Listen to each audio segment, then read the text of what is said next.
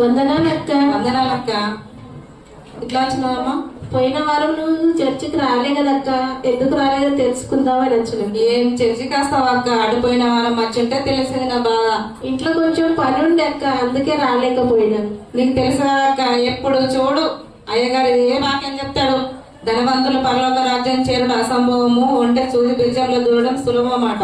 అంత మాట అన్నాడు అక్క. అయినా కొన్ని విడవాలి, కొన్ని విడిచిపెట్టాలి, కొన్ని విడిచిపెట్టాలి, కొన్ని ఉంచాలి అక్క. లేదమ్మా, చర్చికి నేను రాను. అబ్బా రా అక్క, నువ్వు రాకుంటే ఆ చర్చిలో కూర్చుంటే బుద్ధి కాదు, వాక్యం అయితే అస్సలు బుద్ధి కాదక్క. నీకు తెలుసు కదక్క, ఎంతో కొంత నాకు ధనం ఉన్నది, దాన్ని బయట అయ్యగారు ఎప్పుడు చూడు అదే వాక్యం చెప్తాడు, అందుకే ఆ చర్చికి నేను రానక్క. సర్లే, మరి ఇంటి కాడ పేరు కట్టించుకుంటాను కదా, అక్కడికి వెళ్దాం. సరే అక్క. వందనాలక్క. మీరు ప్రేరు కట్టించుకుంటానని వచ్చినామక్క. అయ్యగారు ఏం ప్రేమిస్తున్నారు అయ్యగారు? ఎప్పుడు చూసినా ఋతు అత్తగారిని ప్రేమిస్తుంది, ఋతు అత్తగారిని అన్న పెడుతుంది, ఋతు అత్తగారిని చెప్తాడక్క. అందుకని నాకు కోపం వచ్చి నేను రాలేకపోతున్నా. అత్తగారిని ప్రేమిస్తాను ఏంటి? రా అక్క. సరే కానీ రూపకు బాగలేదు ఆరోగ్యం, వెళ్దాం మరి. సరే వెళ్దాం అక్క.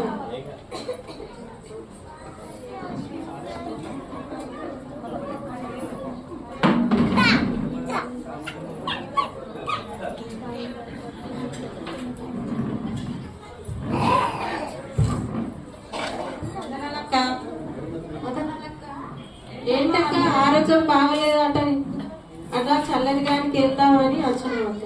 ఏం బాగుండడం ఏంటమ్మా, ఈ మధ్య ఒంటి గుండెల ఎందుకమ్మా?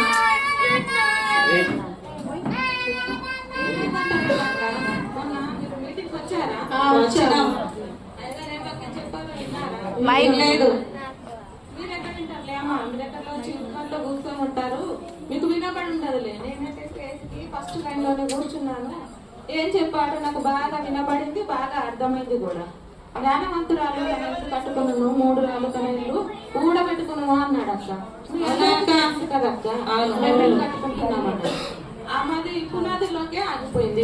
నేను పైన అప్పు దాకా వేయలేదు కదా, దానికోసమే సెంటర్ లో మీటింగ్ పెట్టి పెద్ద పెద్ద స్టేజ్ వేసి సౌండ్ బాక్సులు పెట్టి మూర్ఖురాలా అన్నాడమ్మా.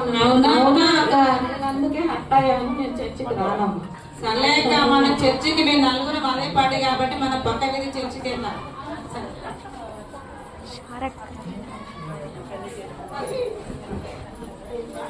కద్దులే కానీ పక్క వీధిలో షారక్క ఉంది, వెళ్దాం అక్క. ప్రైజ్ లాడక్క. బాగున్నారక్క? బాగున్నాం అక్క. ఎటో వెళ్తున్నట్టున్నది అక్క. చర్చికి వెళ్తున్నాక్క. అవునక్క. ఏమక్క, ఎప్పుడు అయ్యగారు చూసినా నా గురించే వాక్యం చెప్తాడు. విదేగురాలు పంది ముక్కుకు బంగారు ముక్కులు పెట్టినట్లు అడుగు. నేను విదేగురాన్ని కానట, మరి ఎందుకు రావాలి చర్చికి అక్క? వీధిలో చర్చికే వెళ్ళిపోతాం మరి. సరే అక్క, మేము కూడా అక్కడికి వెళ్తున్నాం, పద వెళ్దాం. అంత మాట అన్నాడక్క. అవునక్క. నువ్వు ధైర్యవంతురాలు కాబట్టి అంత మాట తట్టుకున్నావమ్మా. నన్ను వీధిలో మీటింగ్ పెట్టి మరి తిట్టాడమ్మా. లేదక్క, నాకు చాలా బాధ అనిపించింది. ఎందుకంటే సంఘంలో అంటే బాధ ఉంటది కదా, అంటే బాధ ఉంటది కదా, చాలా బాధ అనిపించింది. అందుకోసమే నేను మీద ఎంతమందిని అన్నాడు కానీ ఎంతమందిని అంటాడు, అందుకే మనం ఆ చర్చికి వెళ్ళొద్దాక.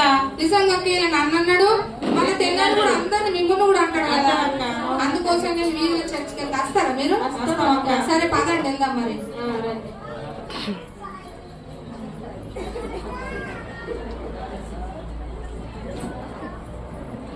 ఏమైందక్క అంత కోపంగా ఉన్నావు? ఏం చెప్తామంటావు అక్క? అయ్యగారు పదే పదే అదే వాక్యం చెప్తాడక్క. ఏ వాక్యం అక్క? ఏ వాక్యం మీకు తెలియదా? ఎన్ని వాక్యాలను గుర్తుపెట్టుకున్నాం అక్క? ఎన్నో వాక్యాలు ఉన్నాయి. నాకు గుర్తున్నది అక్క. గర్విష్ఠురాని భార్య కలిసినట్టు కంటే ఒక మూల కూర్చుని లేరన్నాడు అక్క. అంత మాట అన్నాడక్క, మమ్మల్ని గొప్ప మాట అన్నాడక్క. నేను మనల్ని అన్నాడు, ఇంకా ఎందరి మంది వచ్చిన ఇవే మాటలు అంటాడక్క. మన లోపాలు ఇంటి చూపిస్తున్నాడు. అందుకే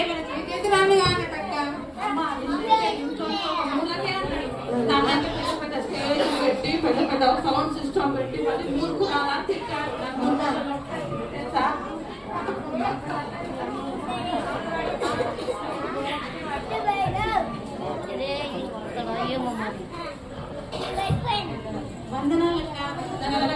ఎటు వెళ్తుండ్రక్క? అదేంటక్క మన చర్చి కదా, మీరు వీధిలో చర్చికి మేము అట్టయినాం.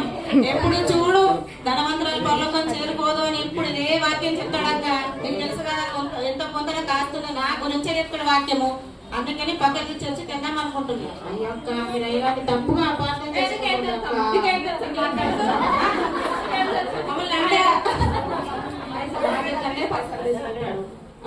ఆ పేరు అంటాడు, ఈ సంఘం అంటాడు, ఆ సంఘం అంటాడు, మీటింగ్లు పెడతాడు, బాగా పైసలు తీసుకొని మా పైసలు తీసుకొని మీటింగ్ పెట్టి మమ్మల్ని చెప్తాడు అక్క.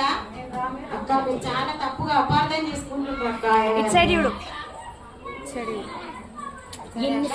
ఒక మాట చెప్తాను, మీరు అందరు వింటారు అక్క నా మాట వింటారు. సరే అక్క, మనందరికి ఇద్దరు పిల్లలు ఉన్నారు కదా అక్క. అవునక్క. సరే ఆ ఇద్దరు పిల్లలలో ఒక పిల్లలు దేవుని వాక్యం సైడ్ ఉండి ఇంకొక పిల్లలు లోకానుసారంగా ఉంటే మీకు అందరికి ఏమనిపిస్తుంది చెప్పండి? బాధ అనిపిస్తుంది. లోకంలో ఉన్నవారిని చూస్తే బాధ, దేవుల్లో ఉన్నవారిని చూస్తే సంతోషం అనిపిస్తుంది. అదే కదా, మరి లోకంలో ఉన్న వారిని చూసినప్పుడు బాధ అనిపిస్తుంది కదా. మరి అదే విధంగా సేవకులకు కూడా, దైవ సేవకునికి కూడా మనం లోకానుసారంగా ఉండకుండా వాక్యానుసారంగా ఉండాలని ఏదైనా వాక్యం చెప్పినప్పుడు దాన్ని మనని సరి చేయడానికే మనకు చెప్తారు అక్క. అంతేగాని సేవకులకు మన మీద ఎటువంటి కక్ష గాని కుళ్ళు గాని అట్లాంటి కోపం గాని ఏముండదు అక్క. ఎందుకంటే పరలోక రాజ్యంలో వారు ఉన్నప్పుడు వారితో పాటు మన కుటుంబాలు కూడా ఉండాలనేదే వాళ్ళు అందుకోసమే అంతగా కష్టపడి రాత్రి పగలు మన కోసం ప్రార్థన చేస్తారు అక్క. వాళ్ళు మనం సంతోషపడ్డప్పుడు వాళ్ళు కూడా మనతో పాటు సంతోషపడతారు. వారికి సొంత సంతోషాలంటూ ఏముండయి, మన సంతోషమే వాళ్ళ సంతోషంగా అనుకుంటారు అక్క. అందుకోసము మన కోసం వాక్యానుసారంగా మనం బ్రతకాలని మనల్ని సరి చేయడానికే చెప్తారు, అంతే అక్క. అవునక్క, మేము తప్పుగా అర్థం చేసుకున్నాం అక్క. ఈ లోక ధనం గురించి ఆలోచించిన పర్లోక ధనం గురించి ఆలోచించలేదక్క. సరే అక్క, ఇప్పుడు మన పిల్లలు తప్పిపోయింది అనుకోండి, వాళ్ళని సరి చేసే అధికారం మనకే కదా ఉంటుంది. వాళ్ళని బెదిరించడమైనా మననే కదా సరి చేస్తాం అక్క. అదే విధంగా ఈ లోకంలో మనం ఏదైనా తప్పుగా మనం ఉన్నప్పుడు మనల్ని సరి చేయడానికి కూడా సేవకులు ఏదైనా మాట అంటే మనం అది తప్పుగా తీసుకోవద్దు. ఇప్పుడు మన తల్లిదండ్రులు ఉన్నారనుకోండి, మనం ఏదైనా తప్పు చేసినాం అనుకో మనల్ని గద్దించే అధికారం వాళ్ళకే కదా ఉంటుంది. అదే విధంగా మన పిల్లలు తప్పు చేస్తే వాళ్ళని దండించే అధికారము గద్దించే అధికారం మనకే కదా అక్క ఉంటుంది. మరి అదే విధంగా ఇప్పుడు మన తల్లిదండ్రులు మనల్ని ఏదైనా మాట అన్నారనుకోండి, మనం వేరే వాళ్ళ దగ్గరికి వెళ్ళి వాళ్ళు పలానా వాళ్ళు మా తల్లిదండ్రులు గారు మీరే మా తల్లిదండ్రులు మనం చెప్పగలుగుతాం అక్క? చెప్పలేము అక్క, అట్లా చెప్పలేదు కదా అక్క. అదే విధంగా సేవకులు కూడా మన పక్షాన ఎంతో ప్రేమ కలిగి ఉంటారు. మనం ఎప్పుడు తప్పుగా అనుకోవద్దు అక్క. ఒక సంఘంలో మనం ఉన్నామంటే ఆ సంఘానికి చాలా లోబడి తగ్గింపు కలిగి ఉండాలి అక్క. మీరు అయ్యగారిని చాలా తప్పుగా అనుకున్నాం మనమందరం కలిసి అయ్యగారికి క్షమాపణ అడుగుదాం అక్క. అందరం తప్పుగా అర్థం చేసుకున్నాం అక్క. అక్కడ ఎలా ప్రేమించాలో తెలియజేసింది అక్క. అన్ని సారీ చెప్తాం. సరే అయ్యగారికి క్షమాపణ అడుగుదాం అందరం వెళ్ళి.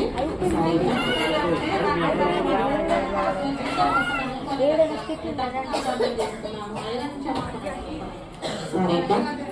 సరే అక్క, దానికి ముందు మనం ఒకసారి ప్రార్థన చేసుకొని అయ్యగారిని క్షమాపణ అడగడం. ఇంకా ముందు పరిశుద్ధుడా దేవానికి వందనాలు తండ్రి. సంఘ బిడ్డలమైన మేము తెలిసి తెలియక ఏదైనా తప్పు మార్గంలో నడిచినప్పుడు దేవా మా సేవకులు మమ్మల్ని గద్దించి వాక్యం ద్వారా సరి చేయడానికి వాక్యం చెప్పినప్పుడు దాన్ని మేము లోకానుసారంగా తీసుకున్నాం తండ్రి. ఇప్పుడు పశ్చాత్తాపం కలిగి తండ్రి క్షమాపణ అడుగుతున్నప్పుడు క్షమించండి తండ్రి. హెబ్రీ స్త్రీల వల్ల మేము కూడా చురుకైన వారిగా ఉండుటకు సహాయం దయచేయండి ప్రభా. మాలో తగ్గింపుతనం కలిగి దయచేయమని ప్రభా వేడుకుంటున్నాం తండ్రి. సరే అక్క, మనం అందరం వెళ్ళి సేవకులను క్షమాపణ అడుగుదాము.